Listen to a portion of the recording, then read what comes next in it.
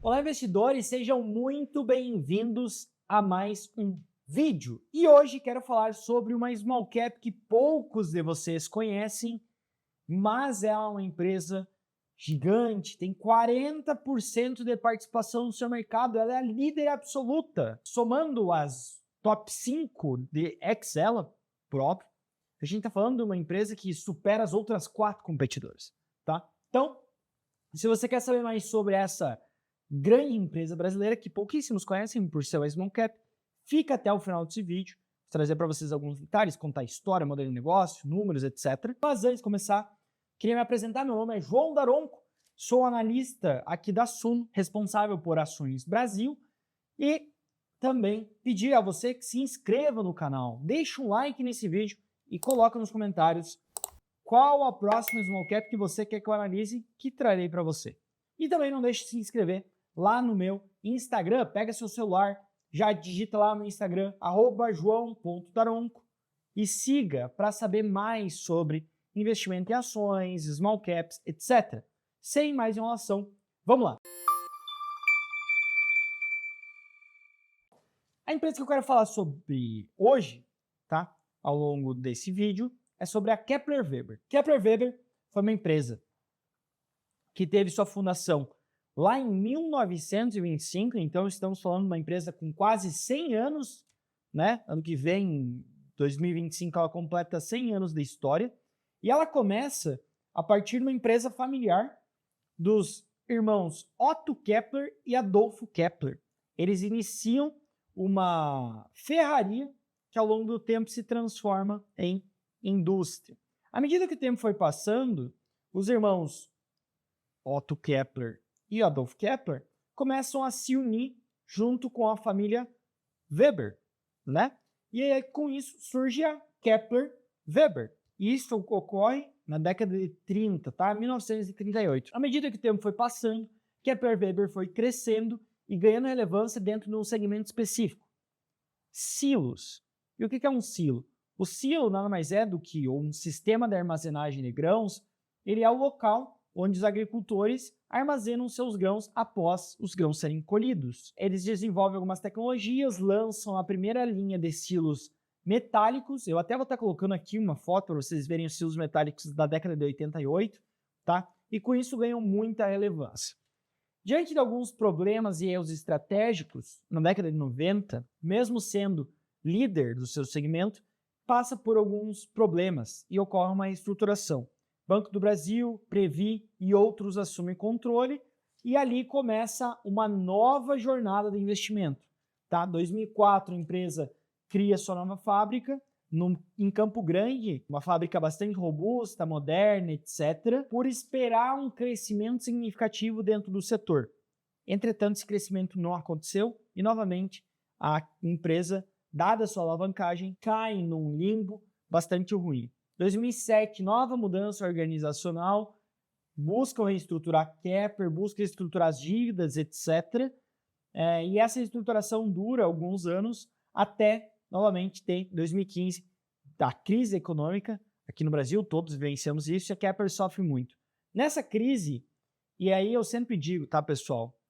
Crises geram oportunidades, e foi isso que aconteceu com o Kepler Weber. Na crise, eles descobrem ou buscam utilizar o Lean Manufacturing, que é a filosofia Lean, né? Ideia da produção puxada, etc. Acho que todos nós aprendemos na escola sobre Fordismo, Toyotismo, produção puxada e produção empurrada, etc. Kepler Weber utiliza o Lean Manufacturing a partir da crise 2016, 2017 e se reestrutura, tá? Só para vocês terem uma ideia, pessoal, sim, o quão impressionante é isso, tá? Eu vou colocar aqui para vocês um gráfico onde vocês vão conseguir ver muito bem a partir de quando a Kepler Weber começa a utilizar o Lean Manufacturing. A partir dali, você tem uma diminuição significativa do turnover. O que é o turnover? Basicamente é quando você tem uma rotatividade muito grande dos seus funcionários. Muitos funcionários pedem demissão, você contrata outros e aí você vai perdendo mão de obra qualificada e com isso perde produtividade. Nesse período, a empresa ela teve a maior pontualidade de entregas da sua história. Além da questão de pontualidade, você teve uma redução muito grande de custos, o que melhora a margem. E, por fim, aumento de produtividade.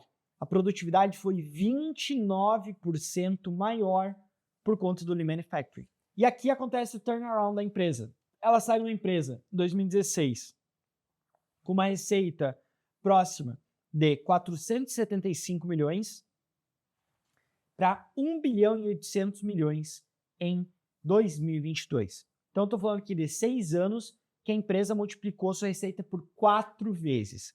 Isso foi possível tanto por conta do boom do agronegócio brasileiro, não há como negar, mas também pela melhoria da eficiência. É só vocês pegarem, por exemplo, a margem da companhia ao longo do tempo, né? As margens da companhia cresceram significativamente. Diante do aumento de margem e aumento de receita, você tem um aumento de lucro. E aqui vocês também podem ver o aumento de lucro, tanto operacional quanto lucro bruto, tá certo? Então, é isso da história da companhia, né? E aí você pode me perguntar, João, mas legal, vi os números, perfeito, bonito, mas o que a Kepler faz? E é isso que eu quero explicar para vocês, tá? Imaginem a cadeia do agronegócio. A cadeia do agronegócio, ela começa com os produtores rurais, né? Os produtores, eles, como o próprio nome diz, produzem. A partir da produção desses grãos, esses grãos precisam passar por um sistema de armazenagem. Esse sistema de armazenagem, ele não faz só a armazenagem, mas também faz a limpeza, a secagem, a padronização de umidade, entre outros aspectos. E aqui que a Kepler está. A Kepler fornece sistemas de armazenagem, é a líder na América Latina para isso. 40% de market share. Tá. Depois desse sistema ser armazenado, né, no armazém, num silo, etc., ele é transportado por caminhões, né, grande parte por caminhões ou por ferrovias, para portos. E agora perceba, se você vai transportar por ferrovia, por exemplo, por trem, você precisa de sistemas ligados a transporte de granéis. E a Kepler também fornece esse tipo de serviço, né? Silos para conseguir suprir essa grande velocidade de volume, etc. Além de estar na parte da logística, ela também está em portos e terminais. Com isso, ela consegue atender de ponta a ponta, desde o agricultor, trading, empresas que fazem o transporte ferroviário, por exemplo, até portos e terminais. E por fim, caso essa soja não seja exportada num porto, caso ela seja vendida no mercado interno, para uma agroindústria, etc., a Kepler está lá também. Ela também fornece sistemas de armazenagens para agroindústrias. Então, por exemplo, 3tentos. 3tentos é uma companhia que ela tem uma agroindústria, né? Ela pega grãos, transforma grãos em farelo de soja e biodiesel, óleo, né? Se ela faz isso, ela precisa de um armazém, né? Para você ter a matéria-prima ali, senão a sua fábrica pode parar. E quem vai fazer o armazém para ela? Kepler Weber. Então, a Kepler Weber ela atua de ponta a ponta na cadeia do agronegócio. Essa é uma questão bastante interessante.